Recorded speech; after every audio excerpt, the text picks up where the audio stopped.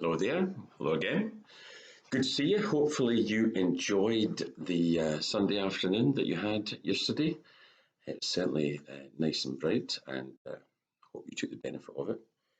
Um, First and foremost, I really just wanted to kind of give you some sort of timetable. Next Sunday is going to be, I think, don't know for sure, I think one of the last um, internet services. Maybe we'll be doing, YouTube and doing stuff in church. Certainly, I know there's lots of debate about exactly how much church is going to stay online for those who can't get to church. But as things hopefully open up a bit more in August, we are hopefully aiming to get the thing in front of me here. We're hopefully going to be opening up the church for August the 16th. That's the aim. It's a few weeks still to go, and so that we'll need to kind of see how that goes. But what that means is before then, I'm actually going to be going on holiday a week today.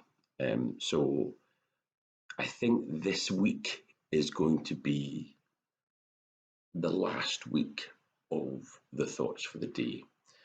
I think it's reached its conclusion. I mean, I don't want to say it categorically.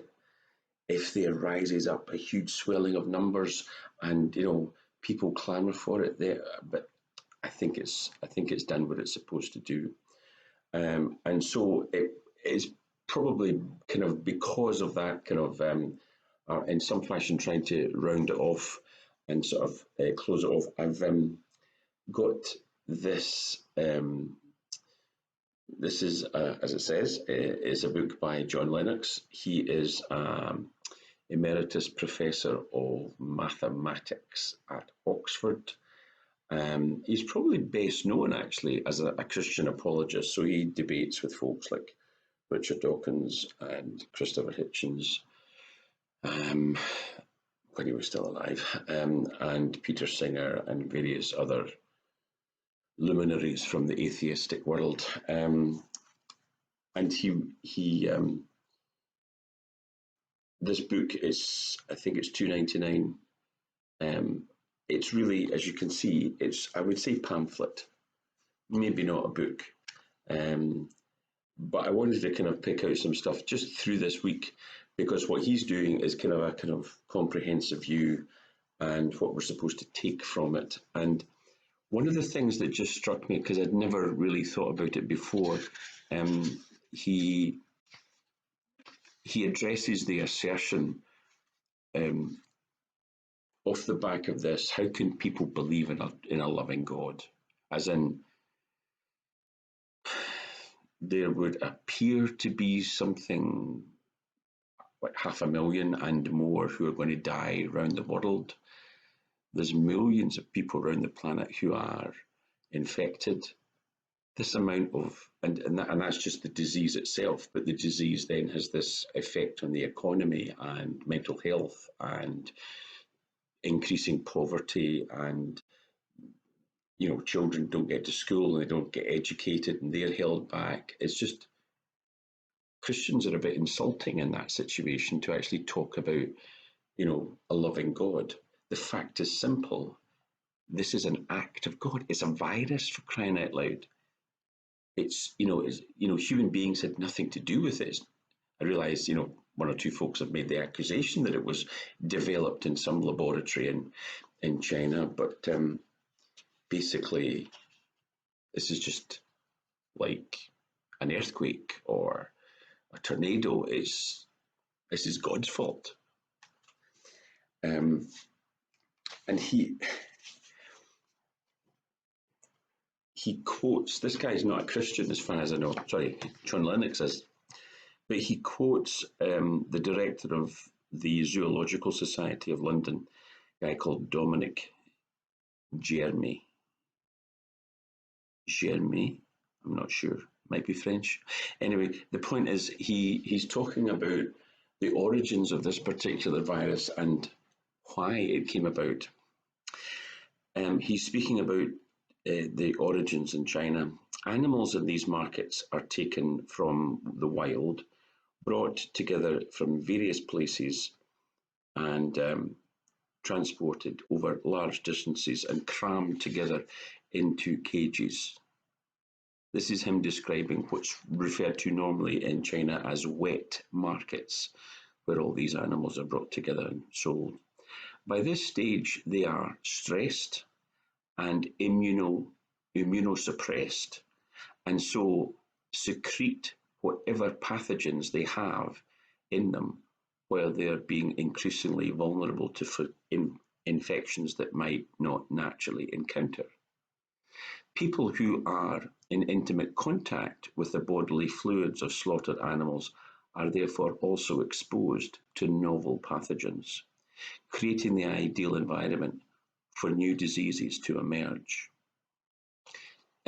He's basically asking the question, in what possible way is this seen as God's fault? This disease is 100% man-made, but not man-made as the conspiracy theories in certain websites in America would have you believe. Not man-made, some wee scientist in China has decided to, attack the world. What he's saying is the greed and the avarice that marks out the human exploitation of the planet, and specifically animals. And, suddenly, because it's a kind of medicine that requires body parts from all kinds of animals to be put together, and this is going to solve whatever particular illness you can charge lots of money for. That's not God's fault. That all these animals are brought together and the resulting kind of viruses that jump from one species to another are just the consequence, the natural consequence of placing all these animals in close proximity, allowing them to defecate and get rid of the pathogens that are in the body, and then they mix them all together, and then new viruses get created. It's surprising that it hasn't happened before, and it's surprising it doesn't happen with greater frequency, because humanity's greed creates this situation, not God's indifference. This is not some, the problem of evil is so profound as it's made manifest in this situation. This is just the result of human beings and their greed, and minimizing their costs and maximizing their profits as they bring all these animals together and literally create new infections. I just hadn't thought about it in those terms before. This is man-made, human-made. This is a virus which reflects the fallenness of humanity, not the lack of divinity of God. When you do get back to work, when you do engage with neighbours, when you have those people who have got index fingers that they just put right in your face and make it clear you can't believe in God, you certainly can't believe in a loving God after the coronavirus, it would be worth remembering the coronavirus makes manifest and makes real the fallenness of human beings. We need a saviour as well as a vaccine. And people need to know that the reality is God's love for us is profound and significant. And that hasn't changed because of a virus. Until then, see you tomorrow, hopefully. Go with God, because I know He goes with you. See you soon. Bye-bye.